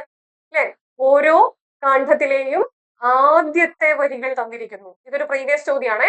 ആദ്യത്തെ വരികൾ തന്നിട്ട് നമ്മളോട് ചോദിക്കും ഏതേത് കാണ്ഡത്തിലെ വരികളാണ്. അല്ലെ, ഏതേത് കാണ്ഡത്തിലേതാണെന്ന് കാണാമോ? ശ്രീരാമനാമം പാടി വന്ന പൈങ്കിളിപ്പെണ്ണേ, പൈങ്കിളിപ്പെണ്ണേ എന്നുണ്ട് കേട്ടോ, പൈങ്കിളിപ്പെണ്ണേ. ശ്രീരാമചരിതം നീ ചൊല്ലുമടിയാതെ, ഏത് കാണ്ഡത്തിലെ വരികളാണ്? ശാരിക പൈതലെ ചാരുശീലേ വരികാരോമലേ കഥാശേഷവും ചൊൽക നീ, ഏത് കാണ്ഡത്തിലെ വരികളാണ്? സകല ശുഖ കുലവിമല തിലകിത കളേബരേ സാരസ്യ പീയൂഷ സാര സർവസ്വമേ. അങ്ങനെ ആരംഭിക്കുന്ന കാണ്ഡം ഏതാണ്? ബാലികേ ശുഖകുല മൗലി മാലികേ ഗുണശാലിനി സാരുശീലേ ചൊല്ലിയിടുമടിയാതെ, ഏത് കാണ്ഡമാണ് ഇങ്ങനെ ആരംഭിക്കുന്നത്? അപ്പോ ഇത്തരത്തിൽ നമ്മളോട് ചോദ്യം ചോദിക്കാൻ സാധ്യതയുടെ ശരിയായ ഉത്തരം ഏതാണ്? ഓപ്ഷൻ സി ആണ് ശരിയായ ഉത്തരം കേട്ടോ, ഓപ്ഷൻ സി ആണ്. ശ്രീരാമനാമം പാടി വന്ന പൈങ്കിളിപ്പെണ്ണെ, ബാലകാണ്ഡം ആരംഭിക്കുന്നത് ഇങ്ങനെയാണ്. ശാരിക പൈതലെ ചാരുശീലേ വരികാരോ മലേ കഥാശേഷവും ചൊൽഗതി കിഷ്കിന്ധാ കാണ്ഡത്തിലേതാണ്? സകല ശുഖ കുലവിമല തിലകിത കളേബരേ സുന്ദരകാണ്ഡത്തിലേതാണ്? മാലികേ ശുഖകുല മൗലി മാലികേ ആരണ്യകാണ്ഡത്തിന്റെ ആരംഭമാണ്. അപ്പൊ ഈ നിലയ്ക്കും ചോദ്യം നമുക്ക് പ്രതീക്ഷിക്കാം. ഇങ്ങനെ മാത്രമല്ല, ഏതെങ്കിലും ഒരു കാണ്ഡത്തിലെ വരികൾ സെപ്പറേറ്റ് എടുത്തു തരും. വല്ലും കടിച്ചലറിക്കൊണ്ടു ബാലിയും നില്ലെന്നണഞ്ഞോരു നേരം തഥ, ഏത് കാണ്ഡത്തിലെ വരികൾ? കിഷ്കിന്ധാ കാണ്ഡത്തിലെയാ. ബാലിയും സുഗ്രീവനും തമ്മിലുള്ള യുദ്ധം പരീക്ഷയ്ക്ക് ചോദിക്കാറുണ്ട്. ഓക്കെ, ശരി, നമുക്ക് മുന്നോട്ട് പോവാം. അംബരീഷോപാഖ്യാനം പ്രാചീന ഗദ്യ മാതൃകകളുമായി ബന്ധപ്പെട്ടൊരു ചോദ്യമാണ്. അംബരീഷോപാഖ്യാനം ഏത് ഭാഷയിലാണ് രചിച്ചിരിക്കുന്നത്? ഏത് ഭാഷയിലാ അംബരീഷോപാഖ്യാനം രചിച്ചിരിക്കുന്നത്? അത് നമ്പ്യാൻ തമിഴിലാണ്. അല്ലെ, എന്താണ് അംബരീഷോപാഖ്യാനത്തിന്റെ പ്രതിപാദ്യം? അത് ഏകാദശി വ്രതമാഹാത്മ്യമാണ്. ഏകാദശി വ്രതമാഹാത്മ്യമാണ്. ഏകാദശി വ്രത മാഹാത്മ്യം ചിത്രീകരിക്കുന്ന കൃതിയാണ് അംബരീഷോപാഖ്യാനം. ഓക്കെ, അടുത്ത ചോദ്യത്തിലേക്ക് നമുക്ക് പോവാം. സൃഷ്ടിയുടെ രഹസ്യം, മരണാനന്തര ജീവിതം, കുരിശടയാളം, അവതാര രഹസ്യങ്ങൾ, വേദപ്രമാണങ്ങൾ, 7 കൂദാശകൾ, പാപപുണ്യങ്ങൾ എന്നിങ്ങനെയുള്ള സംഗതികൾ ലളിതമായും വ്യവഹാര ഭാഷയുടെ രൂപത്തിലും പ്രതിപാദിച്ചിട്ടുള്ള മിഷണറി ഗദ്യകൃതി ഏതാണ്? ആ മിഷണറി ഗദ്യകൃതി? ഞാൻ ക്ലൂ പറയട്ടെ. 1772 ക്ലമന്റ് പിയാനിയൂസ് പാതിരി കത്തോലിക്ക മതതത്വങ്ങളെ പ്രതിപാദിച്ചുകൊണ്ട് രചിച്ച കൃതി. അല്ലെ, ഗുരു ശിഷ്യ സംവാദ രൂപത്തിൽ രചിക്കപ്പെട്ടിട്ടുള്ള കൃതി. അല്ലെ, ഈ കൃതി ആരാണ് രചിച്ചത്? ഈ കൃതിയുടെ പേരെന്താണ്? അത് സംക്ഷേപ വേദാർത്ഥം എന്നാണ്. സ്ഥിരം പരീക്ഷകൾക്ക് സംക്ഷേപ വേദാർത്ഥവുമായി ബന്ധപ്പെട്ട് ചോദ്യം ചോദിച്ചിരുന്നു. പിന്നെ ഞാൻ നേരത്തെ പറഞ്ഞു, മിഷണറി ഗദ്യകൃതികളുമായി ബന്ധപ്പെട്ട് കാലക്രമത്തിന്റെ അടിസ്ഥാനത്തിൽ ശരിയായ ഗണം തെരഞ്ഞെടുക്കാൻ ചോദ്യം ചോദിക്കാറുണ്ട്. ഉദയംപേരൂരിന്റെ സുനഹദോസിന്റെ കാനോനകൾ, ജ്ഞാനമുത്തുമാല, വർത്തമാന പുസ്തകം, വേദതർക്കം, സംക്ഷേപ വേദാർത്ഥം എന്നൊക്കെ തരും. എന്നിട്ട് ശരിയായ ക്രമത്തിൽ ട്രെയിൻ ചെയ്യാനൊക്കെ നമ്മളോട് ആവശ്യപ്പെടാറുണ്ട്. അപ്പൊ അതും മറ്റൊരു ചോദ്യ സാധ്യതയാണ്. അങ്ങനെ നമ്മള് അറബി മലയാളവുമായി ബന്ധപ്പെട്ട മറ്റൊരു ചോദ്യത്തിലേക്ക് പോകുന്നു. ഹുനൈൻ എന്ന കാവ്യത്തിന്റെ കർത്താവ് ആര്? അല്ലെ, അറബി മലയാളമായിട്ട് ബന്ധപ്പെട്ട് നമുക്ക് പെട്ടെന്ന് ഓർമ്മ വരിക മുഹിദ്ദീൻ മാലയെ കുറിച്ച് ഓർമ്മ വരും. അല്ലെ, ഖാസി മുഹമ്മദിന്റെ മുഹിദ്ദീൻ മാലയെ കുറിച്ച് ഓർമ്മ വരും. അതുപോലെ നമ്മുടെ ഹുസ്നുൽ ജമാൽ, ബദറുൽ മുനീർ ഹുസ്നുൽ ജമാലിനെ കുറിച്ച് ഓർമ്മ വരും. പിന്നെ നമ്മുടെ പടപ്പാട്ടുകളെ കുറിച്ച്, വിവിധങ്ങളായിട്ടുള്ള പടപ്പാട്ടുകളെ കുറിച്ചുള്ള ചോദ്യങ്ങൾ ചോദിക്കാറുണ്ട്. പരീക്ഷകൾക്ക് ചോദ്യങ്ങൾ ചോദിക്കാറുണ്ട്. പിന്നെ കമ്പി, കഴുത്ത്, വാൽക്കമ്പി, വാലുമേൽ കമ്പി എന്നിവയുമായി ബന്ധപ്പെട്ടൊക്കെ ചോദ്യം ചോദിക്കാറുണ്ട്. അപ്പൊ ആരാണ് ഹുനൈൻ എന്ന കാവ്യത്തിന്റെ കർത്താവ്? അത് മാളിയേക്കൽ കുഞ്ഞഹമ്മദ് സാഹബാണ്. മാളിയേക്കൽ കുഞ്ഞഹമ്മദ് സാഹബാണ് ഏതെഴുതിയിട്ടുള്ളത്? ഹുനൈൻ എന്ന കാവ്യം രചിച്ചിട്ടുള്ളത്. അപ്പോ ഒന്നാമത്തെ മൊഡ്യൂളിനെ ഏതൊക്കെ തരത്തിലാണ് ഈ മൊഡ്യൂളിൽ നിന്ന് ചോദ്യങ്ങൾ വന്നിട്ടുള്ളത് എന്ന് പരിചയപ്പെടുത്താനുള്ള ഒരു ശ്രമമായിരുന്നു. ക്ലിയർ ആയി എന്ന് വിചാരിച്ചുകൊണ്ട് രണ്ടാമത്തെ യൂണിറ്റിനെ ഇതാ പരിചയപ്പെടുത്താൻ വേണ്ടിയിട്ട് പോവുകയാണ്. രണ്ടാമത്തെ യൂണിറ്റ് എന്താണ്? രണ്ടാമത്തെ യൂണിറ്റ് 20-ാം നൂറ്റാണ്ട് മുതലുള്ള മലയാള കവിത. നമ്മൾ എവിടെ നിർത്തി? 20-ാം നൂറ്റാണ്ട് വരെയുള്ള മലയാള സാഹിത്യത്തെ പരിചയപ്പെട്ടു. അതിന്റെ ചരിത്രമൊക്കെ നമ്മൾ മനസ്സിലാക്കി. രണ്ടാമത്തെ മൊഡ്യൂൾ മുതൽ 20-ാം നൂറ്റാണ്ട് മുതലുള്ള മലയാള കവിതയെ പരിചയപ്പെടാൻ വേണ്ടിയിട്ട് നമ്മൾ പോവുകയാണ്. എവിടെ മുതൽ? പ്രീ റൊമാൻറ്റിക് ഘട്ടം മുതൽ, പ്രീ റൊമാൻറ്റിക് എന്ന് പറയുന്ന ഘട്ടം മുതൽ. അപ്പോ വിലാപകാവ്യങ്ങളെ നമ്മൾ മനസ്സിലാക്കണം, മലയവിലാസം ഉൾപ്പെടെയുള്ള കൃതികളെ നമ്മൾ മനസ്സിലാക്കണം. എന്നിട്ട് നമ്മൾ ആരിലേക്ക് പോകും? ആധുനിക കവിത്രയത്തിലേക്ക് പോകും. ആധുനിക കവിത്രയത്തിലേക്ക് പോകുമ്പോ സ്ഥിരം പരീക്ഷകൾക്ക് ചോദിക്കാറുള്ള ഒരു ചോദ്യ സാധ്യത അവിടെ കിടപ്പുണ്ട്. ആശാന്റെയോ ഉള്ളൂരിന്റെയോ വള്ളത്തോളിന്റെയോ അല്ലെങ്കിൽ ഇവരുടെ 3 പേരുടെയും കൃതികളെ മിക്സ് ചെയ്ത് തരും. എന്നിട്ട് ആ രചിക്കപ്പെട്ട കാലത്തിന്റെ അടിസ്ഥാനത്തിൽ ശരിയായ ക്രമം തിരഞ്ഞെടുക്കാൻ വേണ്ടിയിട്ട് ആവശ്യപ്പെടും. അല്ലെങ്കിൽ വരികൾ തരും. ഇന്നു ഭാഷ ഇത് അപൂർണമിങ്ങഹോ വന്നുപോവും പിഴയും അർത്ഥശങ്കയാൽ, ആശാന്റെ ഏത് കൃതിയിലെ വരികൾ എന്ന് ചോദിക്കും.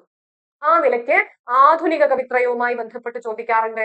വൈലോപ്പിള്ളി, ജി ശങ്കരക്കുറുപ്പ്, ഇടശ്ശേരി മുതലായ കവികളെ കുറിച്ചാണ് തുടർന്ന് ചോദ്യങ്ങൾ നമ്മളോട് ചോദിക്കുക. നേരത്തെ സൂചിപ്പിച്ചതുപോലെ വരികൾ തന്നതിന് ശേഷം ഏത് കൃതിയിലേത്, ആരുടേത് എന്ന മട്ടിലുള്ള ചോദ്യങ്ങൾ ചോദിക്കാറുണ്ട്. പിന്നെ പഠനങ്ങൾ, വൈലോപ്പിള്ളി കവിതയെ മുൻനിർത്തി ശീർഷാസനം എന്ന പഠനം തയ്യാറാക്കിയതാര്? അത് എം.എൻ. വിജയനാണ്, അല്ലെ? എം.എൻ. വിജയനാണ്. വൈലോപ്പിള്ളി കവിതകളുമായി ബന്ധപ്പെട്ട് എം.എൻ. വിജയൻ രചിച്ച കൃതിയാണ് ശീർഷാസനം എന്നുള്ള കൃതി. പിന്നെ ഓരോ അഭിപ്രായങ്ങൾ, പണ്ഡിതന്മാരുടെ അഭിപ്രായങ്ങൾ തന്നിട്ട് ആര് ഏത് കൃതിയെ കുറിച്ച് പറഞ്ഞിട്ടുള്ള അഭിപ്രായമാണ് തുടങ്ങിയ നിലയ്ക്കുള്ള ചോദ്യങ്ങളൊക്കെയും നമുക്ക് ആ ഭാഗത്ത് നിന്ന് പ്രതീക്ഷിക്കാം. പിന്നെ നമ്മൾ നേരെ ചങ്ങമ്പുഴയിലേക്കും ഇടപ്പള്ളിയിലേക്കും ഒക്കെ പോവും. അല്ലെ? ചങ്ങമ്പുഴയുടെ വരികൾ പരീക്ഷകൾക്ക് ചോദിക്കാറുണ്ട്, ചങ്ങമ്പുഴയുടെ കൃതികളെ കുറിച്ച് ചോദിക്കാറുണ്ട്. നേരത്തെ സൂചിപ്പിച്ചതുപോലെ അദ്ദേഹത്തിന്റെ ഓരോ കൃതിയുടെയും പ്രതിപാദ്യങ്ങളെ മുൻനിർത്തിക്കൊണ്ട് ചോദ്യം ചോദിക്കാറുണ്ട്. പിന്നെ സുഗതകുമാരി, ബാലാമണി അമ്മയിലേക്കൊക്കെ നീളുന്ന, ബാലാമണി അമ്മയിലൂടെയൊക്കെ വികസിക്കുന്ന മലയാള കവിതയുടെ ചരിത്രത്തെ നമ്മൾ ചരിത്രബദ്ധമായി തന്നെ മനസ്സിലാക്കണം. വെറുതെ മനസ്സിലാക്കിയാൽ പോരാ, ചരിത്രബദ്ധമായി തന്നെ മനസ്സിലാക്കണം. അങ്ങനെ പോയി നമ്മൾ ആധുനിക മാറ്റൊലി കവികളിലേക്ക്, അല്ലെ? വയലാറിലും പി ഭാസ്കരനിലും ONV-യിലും ഒക്കെ നമ്മൾ എത്തും. സുഗതകുമാരി ടീച്ചറുണ്ട് ആ കൂട്ടത്തിൽ, അല്ലെ? അപ്പൊ മാറ്റൊലി കവികൾ എന്നിവരെ വിശേഷിപ്പിച്ചത് ആരാണ്? അത് നമ്മുടെ എം കൃഷ്ണൻ നായരാണ്. മാറ്റൊലി കവികൾ എന്ന് വിശേഷിപ്പിക്കുന്നത് എം കൃഷ്ണൻ നായരാണ്. പിന്നെ ഇവരുമായി ബന്ധപ്പെട്ടുണ്ടായിട്ടുള്ള പഠന ഗ്രന്ഥങ്ങൾ, ഇവരുടെ ജീവചരിത്ര കൃതികൾ, അവാർഡുകൾ, അത് വളരെ പ്രധാനപ്പെട്ട കാര്യമാണ്. അവാർഡുകളുമായി ബന്ധപ്പെട്ട് ചോദ്യം ചോദിക്കാറുണ്ട്. അവാർഡുകൾ, കേരള സാഹിത്യ അക്കാദമി അവാർഡ്, കേന്ദ്ര സാഹിത്യ അക്കാദമി അവാർഡ്, വയലാർ അവാർഡ്, ഓടക്കുഴൽ അവാർഡ്, എഴുത്തച്ഛൻ പുരസ്കാരം, ജ്ഞാനപീഠം തുടങ്ങിയ പുരസ്കാരങ്ങളുമായി ബന്ധപ്പെട്ട് നിർബന്ധമായും പരീക്ഷകൾക്ക് പൊതുവെ ചോദ്യം ചോദിക്കാറുണ്ട്. നെറ്റ് പരീക്ഷയ്ക്കും അങ്ങനെ തന്നെ ചോദ്യങ്ങൾ ചോദിക്കാറുണ്ട്. പിന്നെ ഓരോ എഴുത്തുകാരുടെയും ആത്മകഥാപരമായിട്ടുള്ള രചനകൾ ഉണ്ടെങ്കിൽ അങ്ങനെ. ഇപ്പോ ഒരു കവി, ഇപ്പം ചങ്ങമ്പുഴ നോവൽ എഴുതിയിട്ടുണ്ട്, അല്ലെ? അപ്പം അദ്ദേഹത്തിന്റെ ശ്രദ്ധേയങ്ങളായിട്ടുള്ള വ്യത്യസ്തമായ സംഭാവനകൾ ഉണ്ട് എങ്കിൽ അതൊക്കെയും പരീക്ഷകൾക്ക് ചോദ്യ രൂപത്തിൽ നമ്മുടെ മുന്നിലേക്ക് വരാറുണ്ട്. അങ്ങനെ നമ്മൾ ആധുനികതയുടെ ഘട്ടത്തിലേക്ക് കടക്കും. അയ്യപ്പ പണിക്കരും കക്കാടും നമ്മുടെ ഒളപ്പമണ്ണയും പിന്നെ ആരൊക്കെയാണ്, കടമ്മനിട്ട രാമകൃഷ്ണനും ഡി വിനയേന്ദ്രൻ മാഷും ഒക്കെ ഉൾപ്പെടുന്ന ആധുനിക കവികളുടേതായിട്ടുള്ള ഒരു തലമുറയെ നമ്മൾ സമഗ്രമായി മനസ്സിലാക്കണം. വെറുതെ മനസ്സിലാക്കിയാൽ പോരാ, ഓരോ കൃതികളിലെയും വരികൾ ഉൾപ്പെടെ നമ്മൾ മനസ്സിലാക്കേണ്ടതായിട്ടുണ്ട്. പ്രധാനപ്പെട്ട കൃതികൾ മാത്രമാണ് കേട്ടോ. അയ്യപ്പ പണിക്കരെ പഠിക്കുന്നു, അയ്യപ്പ പണിക്കരുടെ എല്ലാ കവിതകളിലെയും എല്ലാ വരികളും പഠിക്കണം എന്നുള്ളതല്ല. ഏറ്റവും പ്രധാനപ്പെട്ട കവിതകളുടെ ആശയം മനസ്സിലാക്കിയാൽ ഒരുപക്ഷെ ആ കവിതകളിൽ നിന്ന് വരികൾ വന്നാൽ നമുക്കറിയാൻ പറ്റും. ഇപ്പൊ എലികൾ എന്ന NV-യുടെ കവിത, നിങ്ങൾ എലികളോ മനുഷ്യരോ എന്നൊരു ചോദ്യം ചോദിക്കുന്ന വരി നമുക്ക് തന്നിട്ട് വേണമെങ്കിൽ നമ്മളോട് ചോദിക്കും ആരുടെ വരികൾ. അപ്പൊ നമുക്ക് കണക്ട് ചെയ്യാൻ പറ്റണം. എലികൾ എന്നൊരു കവിതയുണ്ടല്ലോ, അപ്പൊ അത് NV-യുടേതാണല്ലോ എന്ന നിലയ്ക്ക് നമുക്ക് കണക്ട് ചെയ്യാൻ പറ്റണം. പ്രമേയവുമായി ബന്ധപ്പെട്ട് ചോദിക്കും. ഗുജറാത്ത് കലാപത്തെ മുൻനിർത്തിക്കൊണ്ട് ക്യാ എന്ന കവിത എഴുതിയത് ആര്? അത് കടമ്മനിട്ടയാണ്. അങ്ങനെ കവികളുമായി ബന്ധപ്പെട്ട്, കവികളുടെ കവിതയുടെ പ്രമേയങ്ങളുമായി ബന്ധപ്പെട്ട്, അതിലെ പ്രതിപാദ്യങ്ങളുമായി ബന്ധപ്പെട്ട്, അവയ്ക്കുണ്ടായിട്ടുള്ള പഠനങ്ങളുമായി ബന്ധപ്പെട്ട്, അഭിപ്രായങ്ങളുമായി ബന്ധപ്പെട്ട്, വരികളുമായി ബന്ധപ്പെട്ടൊക്കെയും ചോദ്യം ചോദിക്കാറുണ്ട്. അപ്പോ എവിടെ വന്ന് നിൽക്കണം, ആ പഠനം എവിടെ വന്ന് അവസാനിക്കണം? ഏറ്റവും പുതുതായി ഉണ്ടാകുന്ന കവിതകളുടെ പഠനം വരെ വന്ന് നിൽക്കണം. ഏറ്റവും പുതിയ തലമുറയിൽ എഴുതിക്കൊണ്ടിരിക്കുന്ന ദലിത് സ്ത്രീ പരിസ്ഥിതി സൈബർ കവിതകൾ, അല്ലെ? ദലിത് സ്ത്രീ പരിസ്ഥിതി സൈബർ കവിതകൾ വരെ എത്തി നിൽക്കുന്ന കവിതകളിൽ വന്ന് നിൽക്കുന്ന വിധത്തിൽ നമ്മൾ നമ്മുടെ പഠനം ക്രമീകരിക്കണം. ആ നിലയ്ക്ക് ചോദ്യങ്ങൾ ഉണ്ടാവാറുണ്ട്, അല്ലെ? പെണ്ണപ്പൻ എന്ന കവിത എഴുതിയത് ആര്? പെണ്ണപ്പൻ എന്ന കവിതാ സമാഹാരം ആരുടേതാണ്? അത് ആദിയുടേതാണ്, അല്ലെ? ആദിയുടെ കവിതയ്ക്ക് സച്ചിദാനന്ദ മഹർഷി വിവർത്തനം തയ്യാറാക്കിയിട്ടുണ്ട്. അത്രയും ഡീറ്റെയിൽ ആയി ആനുകാലികങ്ങളിൽ വരുന്ന, മാസികകളിൽ വരുന്ന, അല്ലെ, ആഴ്ചപ്പതിപ്പുകളിൽ വരുന്ന ആനുകാലികങ്ങളിൽ വരുന്ന കവിതകളിലൂടെ തന്നെ നമ്മൾ അപ്ഡേറ്റ് ആയിരിക്കണം എന്ന് നമ്മുടെ സിലബസ് നമ്മളോട് ആവശ്യപ്പെടുന്നുണ്ട്. അപ്പോ 20-ാം നൂറ്റാണ്ടിന് മുൻപുള്ള പാട്ടുപ്രസ്ഥാനം മുതലുള്ള കവിതാ സ്വരൂപത്തെ മനസ്സിലാക്കി ചരിത്രപരമായി മലയാള കവിത ഇന്ന് എവിടെ വന്നു നിൽക്കുന്നു എന്ന് നമ്മൾ പഠിക്കണം എന്ന് നമ്മുടെ സിലബസ് നമ്മളോട് ആവശ്യപ്പെടുന്നുണ്ട്. ഓക്കെ അല്ലേ? ഇനി മലയാളത്തിലെ വിവർത്തന കവിതകൾ ഇപ്പോ സച്ചിദാനന്ദ മാഷ് ആയിക്കോട്ടെ, നമ്മുടെ ബാലചന്ദ്രൻ ചുള്ളിക്കാട് ആയിക്കോട്ടെ, കടമ്മനിട്ട ആയിക്കോട്ടെ, വിവർത്തന രംഗത്തും വളരെ വ്യക്തിമുദ്ര പതിപ്പിച്ചിട്ടുള്ള ആൾക്കാരാണ്. കൂടുതലായും അവരുടെ വിവർത്തന കൃതികളുമായി ബന്ധപ്പെട്ട് ചോദ്യങ്ങൾ പരീക്ഷയ്ക്ക് ചോദിക്കാറുണ്ട്. ഓക്കെ, അപ്പൊ ഇതാണ് രണ്ടാമത്തെ ഇതൾ നമ്മളോട് ആവശ്യപ്പെടുന്ന കാര്യങ്ങൾ. അപ്പൊ നമുക്ക് നോക്കാം പ്രീവിയസ് ചോദ്യങ്ങൾ എന്തൊക്കെയാണെന്ന് നോക്കാം. ദാരിദ്ര്യം ശമിപ്പിക്കാനായി നഗ്നനായി ജീവിക്കുന്നു, സമ്പത്ത് വർദ്ധിപ്പിക്കാൻ ചർക്കയിൽ നൂൽ നൂൽക്കുന്നു, ഹിന്ദുവും മുസൽമാനും ക്രിസ്ത്യാനിയും എല്ലാം തന്നെ ഒന്നായി താൻ നിനയ്ക്കുവാൻ ചൊല്ലുപോൽ പ്രവർത്തിപ്പോൽ, കവി ആര്, കവിത ഏത് എന്നതാണ് ചോദ്യം. കവി ആര്, കവിത ഏത് എന്നതാണ് ചോദ്യം. ഏതാണ് കവി, ആരാണ് കവി, ഏതാണ് കവിത? ഇത് ഉള്ളൂരിന്റെ ആ ചുടലക്കളം എന്ന കവിതയിലെ വരികളാണ്. ഉള്ളൂരിന്റെ ആ ചുടലക്കളം എന്ന കവിതയിലെ വരികളാണ് നമ്മൾ ഈ കാണുന്നത്. ഓക്കെ, അടുത്ത ചോദ്യം നോക്കൂ. കാലഗണന അനുസരിച്ച് ശരിയായ ക്രമം തിരഞ്ഞെടുക്കാൻ ആവശ്യപ്പെടുന്നു. കാലഗണന അനുസരിച്ച് ശരിയായ ക്രമം തിരഞ്ഞെടുക്കുക. ആശാന്റെ കവിതകൾ തന്നിരിക്കുന്നു. ഏതാണ് ശരിയായ ക്രമം? കാലഗണന അനുസരിച്ച് ലീല, ചിന്താവിഷ്ടയായ സീത, ദുരവസ്ഥ, കരുണ, ഈ ക്രമമാണ് ശരിയായ ക്രമം അല്ലെ? ആശാന്റെ കവിതയുടെ ശരിയായ ക്രമത്തിൽ ലീല, ചിന്താവിഷ്ടയായ സീത, ദുരവസ്ഥ, കരുണ എല്ലാ കൃതികളുടെയും വർഷം നിർബന്ധമായും പഠിക്കണം. ആശാന്റെയും ഉള്ളൂരിന്റെയും വള്ളത്തോളിന്റെയും. അത് പഠിക്കാതെ നമുക്ക് ഈ പഠനം പൂർത്തിയാക്കുക സാധ്യമല്ല. ഒരുപാട് പരീക്ഷകൾക്ക് ആവർത്തിച്ച് ചോദിച്ചിട്ടുണ്ട്. ഇങ്ങനെ മാത്രം പഠിച്ചാൽ പോരാ, ഓരോ കൃതികൾക്കും എഴുതിയിട്ടുള്ള അവതാരികകൾ ഇല്ലേ? കവിതയെ സംബന്ധിച്ചിടത്തോളം, നോവലുകളെ സംബന്ധിച്ചിടത്തോളം ഒക്കെ അവതാരികകൾ എന്ന ഭാഗത്ത് നിന്ന് തന്നെ ചോദ്യം ചോദിക്കാറുണ്ട്. അത് പറയാൻ വിട്ടുപോയതാണ് കേട്ടോ. അവതാരിക എഴുതിയതാര് അല്ലെ? അങ്ങനെയുള്ള ചോദ്യങ്ങൾ ചോദിക്കാറുണ്ട്. പിന്നെ നായിക നായകന്മാരാരൊക്കെ, വരികൾ ഏത് കൃതിയിലെ വരികൾ എന്ന നിലയ്ക്കുള്ള ചോദ്യങ്ങളൊക്കെ ചോദിക്കാറുണ്ട്. മറ്റൊരു ചോദ്യം നോക്കൂ. കുമാരനാശാന്റെ ചണ്ഡാല ഭിക്ഷുകിക്ക് അവതാരിക എഴുതിയതാര്? ആരാണ് ആശാന്റെ ചണ്ഡാല ഭിക്ഷുകിക്ക് അവതാരിക എഴുതിയത്? അത് ഉള്ളൂരാണ്. ഉള്ളൂരാണ് ആശാന്റെ ചണ്ഡാല ഭിക്ഷുകിക്ക് അവതാരിക എഴുതിയത്. അതുപോലെ ചങ്ങമ്പുഴയുടെ സങ്കല്പകാന്തിക്ക് അവതാരിക എഴുതിയത് ഉള്ളൂരാണ്. ഇടപ്പള്ളിയുടെ തുഷാരഹാരം എന്നുള്ള കൃതിക്ക് അദ്ദേഹമാണ് അവതാരിക എഴുതിയത്. വെണ്ണിക്കുളം ഗോപാലക്കുറുപ്പിന്റെ സൗന്ദര്യ പൂജ എന്നുള്ള കൃതിക്ക്, ജി ശങ്കരക്കുറുപ്പിന്റെ വിലാസലഹരി എന്നുള്ള കൃതിക്ക് ഒക്കെയും അല്ലെ, ജിയുടെ വിലാസലഹരിക്ക് ഒക്കെയും അവതാരിക എഴുതിയിട്ടുള്ളത് ഉള്ളൂരാണ്. അപ്പൊ ഓരോ കൃതിയുടെയും അവതാരികാകാരന്മാരാരൊക്കെ അല്ലെ? വൈലോപ്പിള്ളിയുടെ ഓരോ കൃതികൾ, അതിന് എന്തി എഴുതിയിട്ടുള്ള അവതാരിക, അങ്ങനെ ധാരാളം അവതാരികകൾ കവിതാ സാഹിത്യത്തിൽ ഉണ്ടായിട്ടുണ്ട്. ആ അവതാരികകളുമായി മുൻനിർത്തിക്കൊണ്ട് ചോദ്യം ചോദിക്കാറുണ്ട്. അത് മറ്റൊരു പ്രധാനപ്പെട്ട ചോദ്യ മാതൃകയാണ്. ഇനി നോക്കൂ. അധികാരം കൊയ്യണമാദ്യം നാം, അതിനുമേലാട്ടെ പൊന്നാര്യൻ, കുഴിവെട്ടി മൂടുക വേദനകൾ, കുതികൊള്ളുക ശക്തിയിലേക്ക് നമ്മൾ, എനിക്കിതേ വേണ്ടു പറഞ്ഞു പോകരുത്, ഇത് മറ്റൊന്നിന്റെ പകർപ്പെന്നു മാത്രം, ഇത്തറവാടിത്ത ഘോഷണത്തെ പോലെ വൃത്തികെട്ടിട്ടില്ല മറ്റൊന്നും മൊഴിയിൽ. അങ്ങനെ ഇടശ്ശേരിയുടെ കവിതകളിലെ വരികൾ തന്നിരിക്കുന്നു. കൃതികൾ ഏത് എന്ന് തിരിച്ചറിയണം. ഓപ്ഷൻ ഡി ആണ് ശരിയായ ഉത്തരം കേട്ടോ. പെട്ടെന്ന് പറഞ്ഞു പോവാം. ഓപ്ഷൻ ഡി ആണ് ശരിയായ ഉത്തരം. അധികാരം കൊയ്യണമാദ്യം നാം, അത് പുത്തൻകലവും അരിവാളും എന്ന കവിതയിലേതാണ്. കുഴിവെട്ടി മൂടുക വേദനകൾ, കുതികൊള്ളുക ശക്തിയിലേക്ക് നമ്മൾ, പണിമുടക്കം എന്ന കവിതയിലെ വരികളാണ്. എനിക്കിതേ വേണ്ടു പറഞ്ഞു പോകരുത്, ഇത് മറ്റൊന്നിന്റെ പകർപ്പെന്നു മാത്രം, പുരപ്പണി എന്റെ പുരപ്പണി എന്ന കവിതയിലേതാണ്. ഇത്തറവാടിത്ത ഘോഷണത്തെ പോലെ വൃത്തികെട്ടിട്ടില്ല മറ്റൊന്ന് മൊഴിയിൽ, ചെട്ടിച്ചികൾ എന്ന കവിതയിലെ വരികളാണ്. ഓക്കെ, അപ്പോ ഇങ്ങനെ വൈലോപ്പിള്ളിയുമായി ബന്ധപ്പെട്ടും ജി ശങ്കരക്കുറുപ്പുമായി ബന്ധപ്പെട്ടൊക്കെ ചോദ്യം ചോദിക്കാം. അടുത്ത ചോദ്യത്തിലേക്ക് പോവാം. പടിഞ്ഞാറൻ കവിതകൾ, പാബ്ലോ നെരൂദയുടെ കവിതകൾ എന്നിവ മലയാളത്തിലേക്ക് വിവർത്തനം ചെയ്തത് ആര്?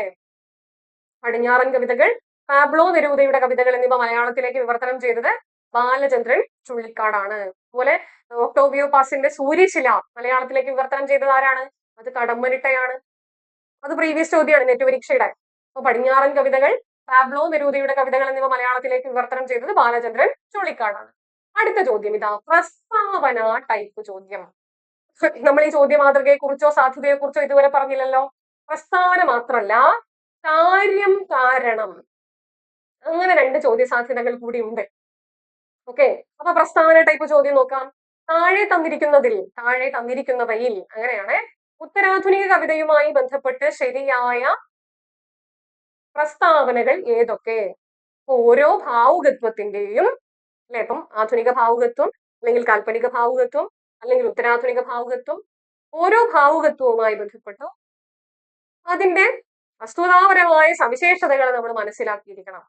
എങ്കിലേ നമുക്ക് പ്രസ്താവന ടൈപ്പ് ചോദ്യങ്ങൾക്കും കാര്യം കാരണം ചോദ്യങ്ങൾക്കും ഉത്തരം എഴുതാൻ കഴിയുള്ളൂ. ഇത് നോക്കൂ, നിഷേധത്തിന്റെയും നിരാസത്തിന്റെയും നിർമമത്വത്തിന്റെയും കവിതയാണ് ഉത്തരാധുനിക കവിത.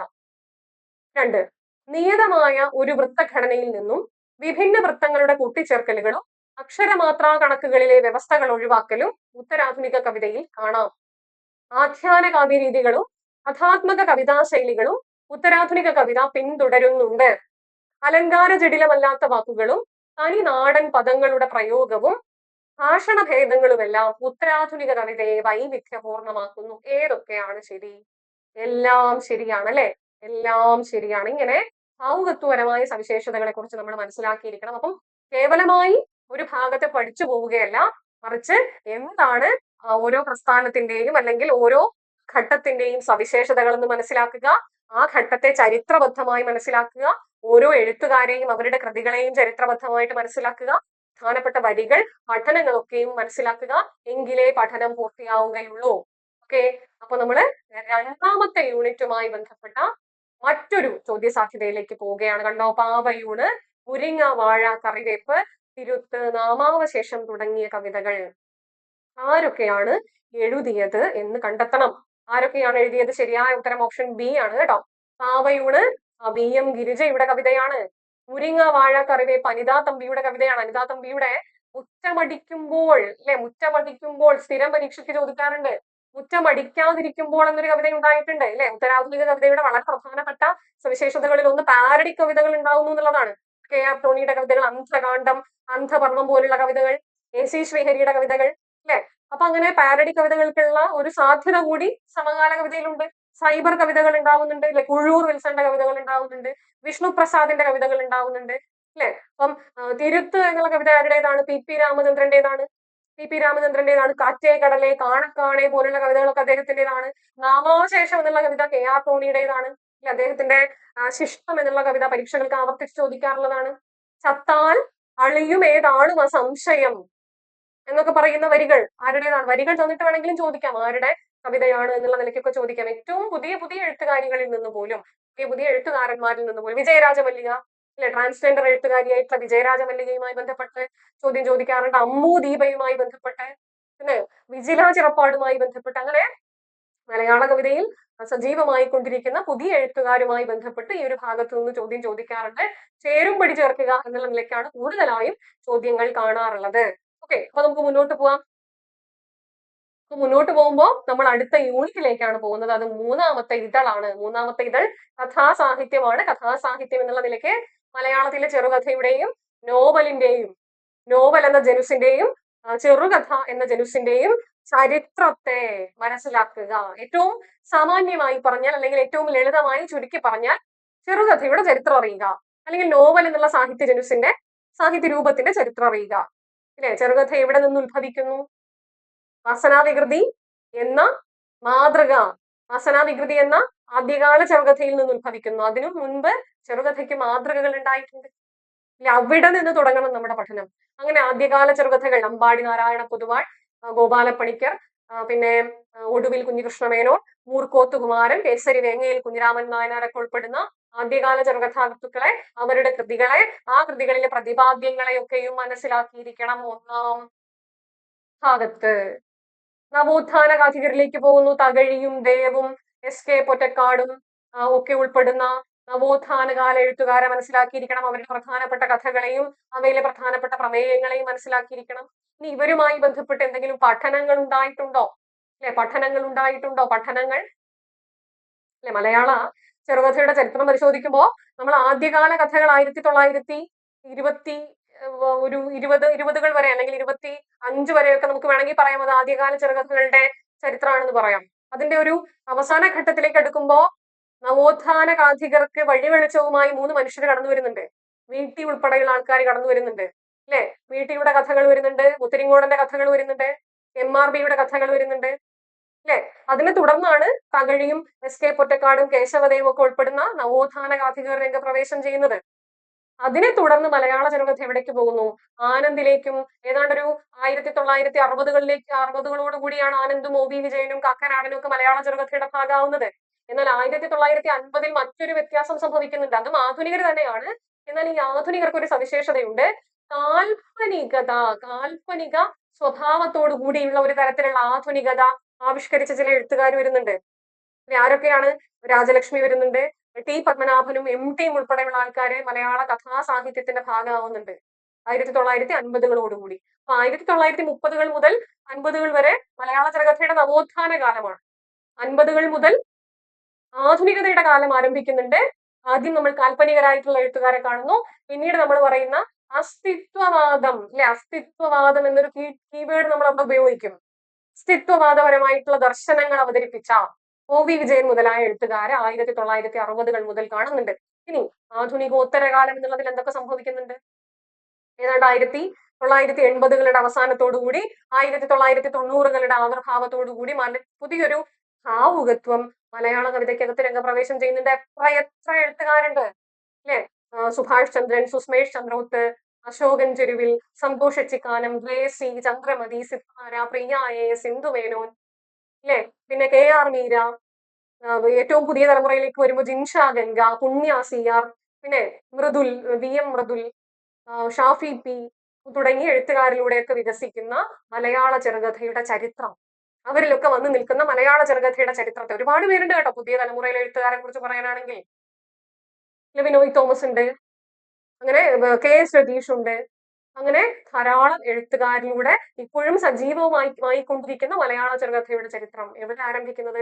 വാസനാധികൃതിക്ക് മുൻപ് ആരംഭിക്കുന്ന മലയാള ചെറുകഥയുടെ ചരിത്രത്തെ സമഗ്രമായിട്ട് നമ്മൾ മനസ്സിലാക്കിയിരിക്കണം.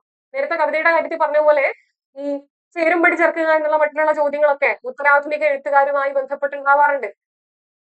ഉത്തരാധുനിക എഴുത്തുകാരുമായി ബന്ധപ്പെട്ട് ചേരുംപടി ചേർക്കുക എന്നുള്ള മട്ടിലുള്ള ചോദ്യങ്ങളൊക്കെ ഉണ്ടാവാറുണ്ട്. അപ്പൊ അത് ഈ ചരിത്രത്തെ സമഗ്രമായി മനസ്സിലാക്കുക എന്നുള്ളതാണ് നമ്മുടെ സിലബസ് നമ്മളോട് ആവശ്യപ്പെടുന്ന കാര്യം. അതേപോലെ തന്നെയാണ് നോവലിന്റെ കാര്യത്തിലും അല്ലെ. നോവലിന്റെ കാര്യത്തിലും അതൊക്കെ തന്നെയാണ്. ഘാതകവധം, പുല്ലേലിക്കുഞ്ചു, കുന്തലത തുടങ്ങിയ ആദ്യകാല നോവൽ മാതൃകകൾ ഇന്ദുലേഖയോടുകൂടി അത് കുറച്ചുകൂടി പരിപുഷ്ടമായ ഒരു നോവൽ എന്നുള്ള സാഹിത്യ ജനുസിന്റെ രൂപപരമായ പരിണാമം സംഭവിക്കുന്നു. ആദ്യകാല നോവലുകൾ CV യുടെ നോവലുകൾ നമ്മൾ പഠിക്കുന്നു ആദ്യകാല നോവലുകളിൽ. പിന്നെ നവോത്ഥാന എഴുത്തുകാർ കടന്നു വരുന്നു. തകഴിയും കേശവദേവും SK പൊറ്റക്കാടും ഒക്കെ നോവലിന്റെ ഭാഗമായി കടന്നു വരുന്നു. 1960 നോവലിലെ ആധുനിക കാലം ആരംഭിക്കുന്നു. അവിടെയും നമ്മൾ നേരത്തെ പറഞ്ഞ കാൽപ്പനികരായിട്ടുള്ള എഴുത്തുകാരുണ്ട്.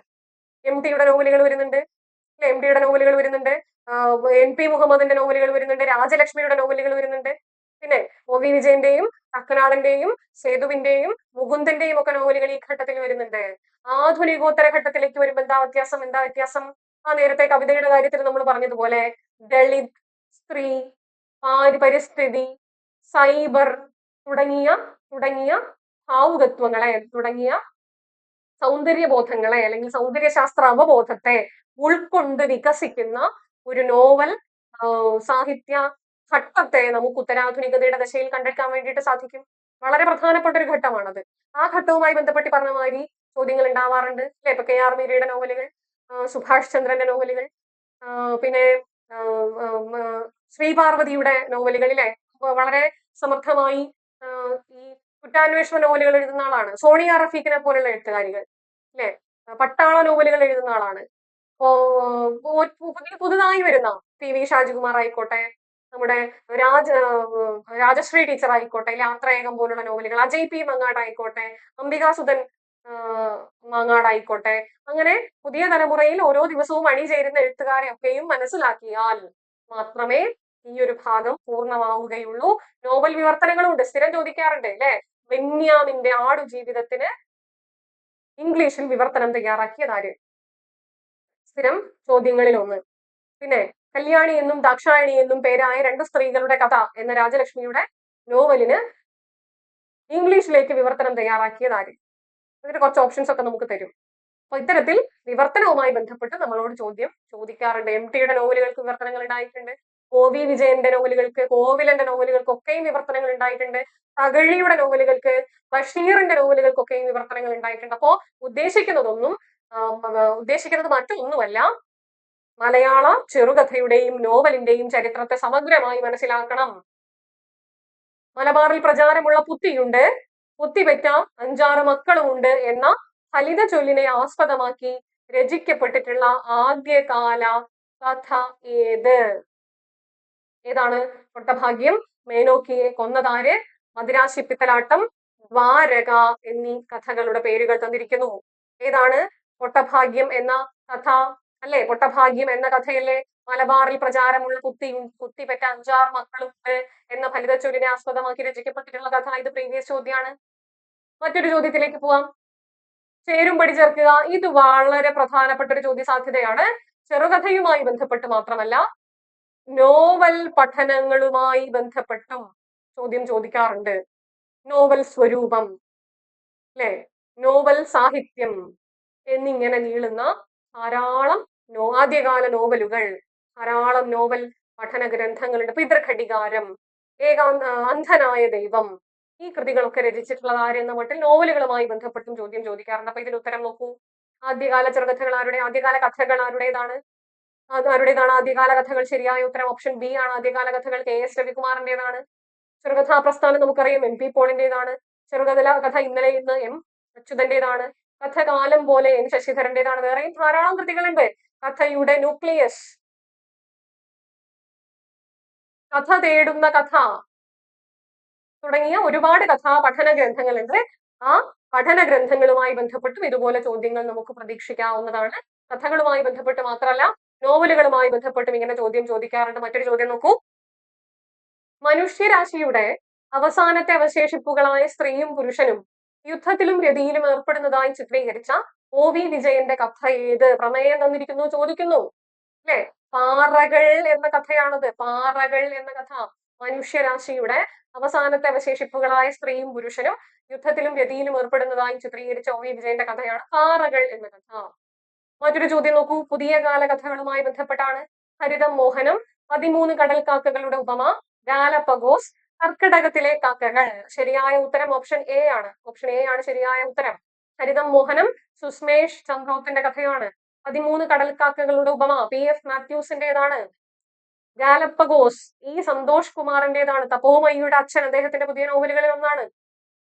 കർക്കിടകത്തിലെ കാക്കകൾ KA സെബാസ്റ്റ്യന്റെ കഥാസമാഹാരമാണ്.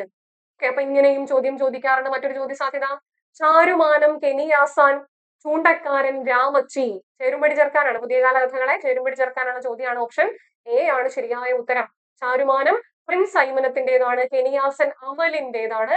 ചൂണ്ടക്കാരൻ S ഹരീഷിന്റേതാണ്. രാമച്ചി വിനോയ് തോമസിന്റേതാണ്.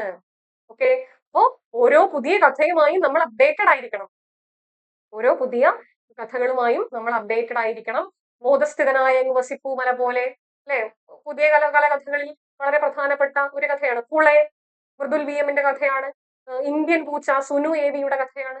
അങ്ങനെ റഹീബിനും അത്തീത്തിനും ഇടയിലെ കുറെ നുണകൾ, ഷാഫി പിയുടെ കഥയാണ്. ഓക്കെ, അപ്പൊ അങ്ങനെ ഓരോ കഥയുമായി ബന്ധപ്പെട്ട് നമ്മൾ അപ്ഡേറ്റ് ആയിരിക്കണം എന്നുള്ളത് ഇവിടെ സിലബസ് നമ്മളോട് ആവശ്യപ്പെടുന്നു. മറ്റൊരു ചോദ്യം നോവലുമായി ബന്ധപ്പെട്ടാണ്. ആദ്യകാല നോവലുകളിൽ ഒന്നായ സുകുമാരിയുമായി ബന്ധപ്പെട്ട ചോദ്യമാണ്. മലയാള ജില്ലയിലെ ജർമ്മൻ മിഷൻ വേലയുടെ പ്രാരംഭകാലത്തെ വർണ്ണിക്കുന്ന ഒരു കഥ ഏത് നോവലിനെയാണ് ഇവിടെ പരാമർശിക്കുന്നത് എന്നതാണ് ചോദ്യം. 1897 ഇറങ്ങിയ നമ്മുടെ ജോസഫ് മൂളിയിൽ രചിച്ച സുകുമാരി എന്ന കഥയെ കുറിച്ചുള്ളതാണ് ഈ പരാമർശം. ഓക്കെ, അടുത്ത ചോദ്യം ചേരുംപടി ചേർക്കുക. കഥാപാത്രങ്ങളെ തിരിച്ചറിയുക. കഥയുമായി ബന്ധപ്പെട്ടും നോവലുമായി ബന്ധപ്പെട്ടും നാടകവുമായി ബന്ധപ്പെട്ടും ഒക്കെ ഇങ്ങനെ ഒരു ചോദ്യം നമുക്ക് പ്രതീക്ഷിക്കാം. ചുടലമുത്തു, തോട്ടിയുടെ മകനിലെ കഥാപാത്രം, അല്ലെ, ബർസ കുഞ്ഞാപ്പു, ആനമക്കാർ, ഇരുമ്പൻ ഗോവിന്ദൻ നായർ. അല്ലെ, ബർസ കുഞ്ഞാപ്പു ഒരു ദേശത്തിന്റെ കഥയിലെ കഥാപാത്രമാണ്. ആനമക്കാർ ഇന്ദുപ്പുക്കാക്കൊരു ആനയുണ്ടായിരുന്നു എന്നുള്ള കൃതിയിലെ കഥാപാത്രമാണ്. ഇരുമ്പൻ ഗോവിന്ദൻ നായർ സുന്ദരികളും സുന്ദരന്മാരും എന്നുള്ള കൃതിയിലെ കഥാപാത്രമാണ്. അപ്പം ഓപ്ഷൻ ഡി ആണ് ശരിയായ ഉത്തരം. അല്ലെ, ഓപ്ഷൻ ഡി ആണ് ശരിയായ ഉത്തരം. കാലഗണനയുടെ അടിസ്ഥാനത്തിൽ ശരിയായ ക്രമം തിരഞ്ഞെടുക്കുക. അല്ലെ? MP-യുടെ നോവലുകളെ തന്നിരിക്കുന്നു. ശരിയായ ഉത്തരം ഓപ്ഷൻ എ ആണ്. അല്ലെ? ആദ്യം നാലുകെട്ട് 1958 വരുന്നു. അറബിപ്പൊന്ന് 1960 വരുന്നു. അത് NP മുഹമ്മദിനൊപ്പം ചേർന്ന് രചിച്ചിട്ടുള്ള കൃതിയാണ്. പിന്നെ അസുരവിത്ത് 1962 വരുന്നു. അസുരവിത്ത്. മഞ്ഞ് 64 വരുന്നു. കാലം 69 വരുന്നു. വിലാപയാത്ര 78 വരുന്നു. ഈ ക്രമത്തിലാണ് ഈ നോവലുകൾ രചിക്കപ്പെട്ടിട്ടുള്ളത്. പിന്നെയുണ്ട് രണ്ടാമൂഴവും വാരണാസിയും തുടങ്ങിയ MT-യുടെ കൃതികളൊക്കെയും ഉണ്ട്. ഓക്കെ, ശരി, നമുക്ക് അടുത്ത ചോദ്യമാതൃകയിലേക്ക് പോവാം. ഒരാൾ എഴുതുമ്പോൾ ഒരിക്കൽ താൻ വായിച്ച എന്തിന്റെയൊക്കെയോ ആഹ്ലാദം പങ്കുവെക്കാനാണ് അയാൾ നോക്കുന്നത് എന്ന വാക്യത്തോടെ ആരംഭിക്കുന്ന നോവൽ ഏത്?